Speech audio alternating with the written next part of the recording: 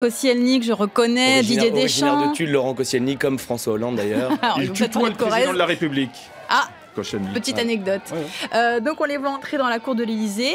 Il y a visiblement quelques supporters qui ont fait le déplacement, parce qu'on les entend on sent que c'est pas la tête des bons jours hein, pour les Français. Didier Deschamps, Yoann Cabaye. C'est difficile.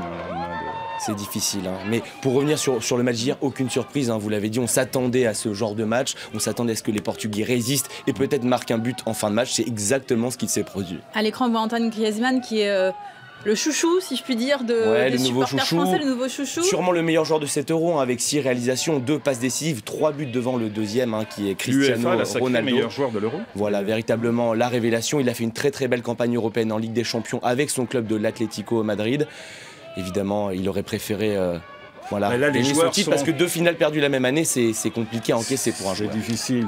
Et on est à un lendemain de défaite. Mais lorsqu'ils auront pris un peu de recul, lorsque le temps sera passé et aura un peu effacé la douleur de cette défaite en finale, ce qui est quand même dur à vivre pour un sportif de haut niveau, restera quand même les acquis. Et les acquis sont énormes sur cet Euro. On ne s'attendait pas à voir une équipe de France aussi séduisante. On ne s'attendait pas à voir un Griezmann à ce niveau mondial. Et on espérait qu'il le soit. Mais... Voilà, et on a vu vraiment une symbiose entre l'équipe de France et ses supporters.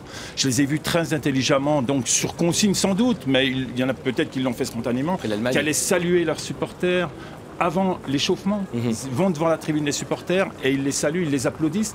Et on sent vraiment qu'il s'est créé quelque chose. On regarde cette image de la montée sur le perron de l'Élysée, avec Noël Le Graët, le président de la Fédération française de football, qui embrasse François Hollande, le chef de l'État, et puis Didier Deschamps, voilà, qui lui serre la main, et ensuite le capitaine de l'équipe de France, Hugo Lloris. Qui a réalisé un Euro en plus exceptionnel, hein, Hugo Lloris. Ouais.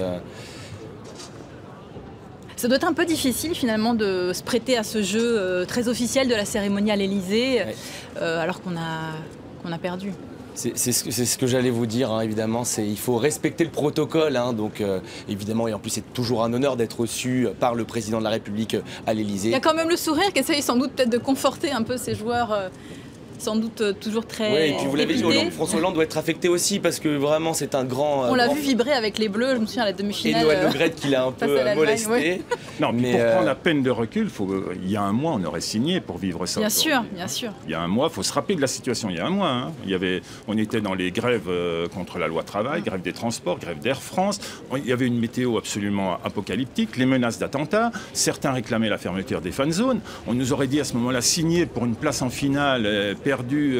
mais une défaite face au Portugal, je ne sais pas. Dans la prolongation, une place en finale, on aurait signé, évidemment. Bien sûr, battre les champions du monde allemands 2-0, ça faisait 58 ans qu'on ne les avait pas battus.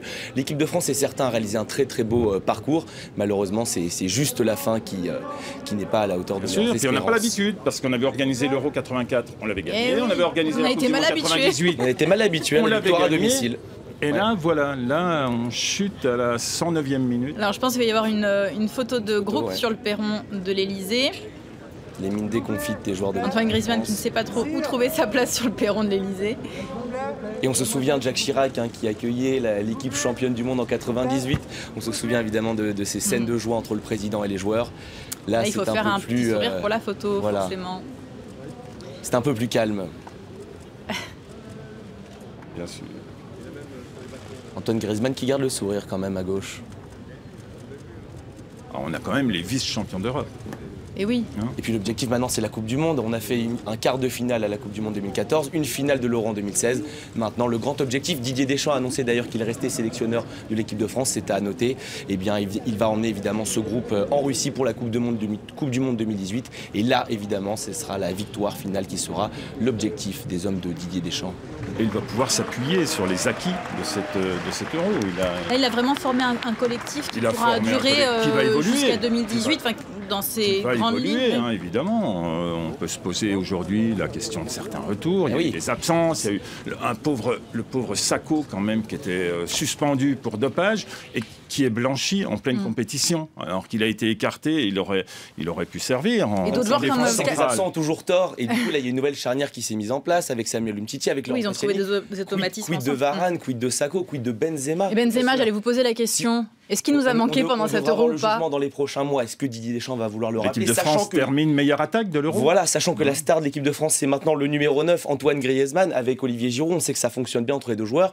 On va pas pouvoir mettre sur un même terrain Griezmann, Giroud et Benzema. Donc là, il y aura des vrais choix à faire. Là, voilà, c'est le boulot du sélectionneur. Il est bien payé pour ça. Il le fait très bien. Mais c'est à noter que Didier Deschamps va garder. On lui fait confiance. Noël Le Graët, on sait que les deux hommes ont une relation vraiment de confiance. Il va rester en place et c'est un élément très important. La question aussi, c'est Noël Le Graët, le président de la fédération, qui a 74 ans.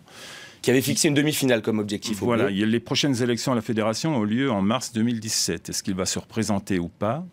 Son entourage proche disait que ça dépendait de la façon dont se passerait l'Euro. Est-ce qu'il fait une conférence de presse demain matin à la fédération? Est-ce qu'il va en profiter pour annoncer qu'il se représente ou pas? Normalement, il devrait annoncer ça à l'automne.